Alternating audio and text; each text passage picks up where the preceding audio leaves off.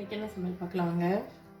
வழக்கம் போல் சுட சுட சோறு தான். என்னென்னா காலையிலேருந்தே கரண்ட் இல்லை, அதனால் அரைக்க பொடிக்க எதுவும் முடியாது. ஸோ அதனால் அரைக்காமல் எப்படி ஈஸியாக செய்ய முடியுமோ அந்த குழம்பு. இன்றைக்கி பச்சைப்பயிறு கடைஞ்சாச்சு. இது எங்கள் ஊர் ஸ்பெஷலுங்க.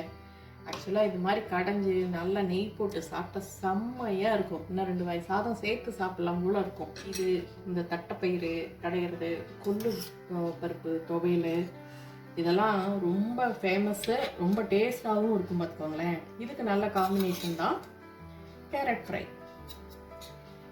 கொஞ்சம் தூள் கொஞ்சம் கூட போட்டு சுருக்குன்னு செஞ்சோம்னா இது நல்ல காம்பினேஷன் தான் இருக்குது. வழக்கம் போல் வெள்ளரிக்காய் லிட்டர் சாலட் இருக்குது, ரசம் இருக்குது, தயிர் இருக்குது. இவ்வளோதாங்க இன்றைக்கி சமையல். ரொம்ப சிம்பிளாக முடிச்சாச்சு. உங்களுக்கு பிடிச்சிருந்துச்சுன்னா லைக் பண்ணுங்கள், ஷேர் பண்ணுங்கள், கமெண்ட் பண்ணுங்கள். புதுசாக பார்க்குறீங்கன்னா சப்ஸ்கிரைப் பண்ணிக்கோங்க. தேங்க்ஸ் ஃபார் வாட்சிங். பாய்.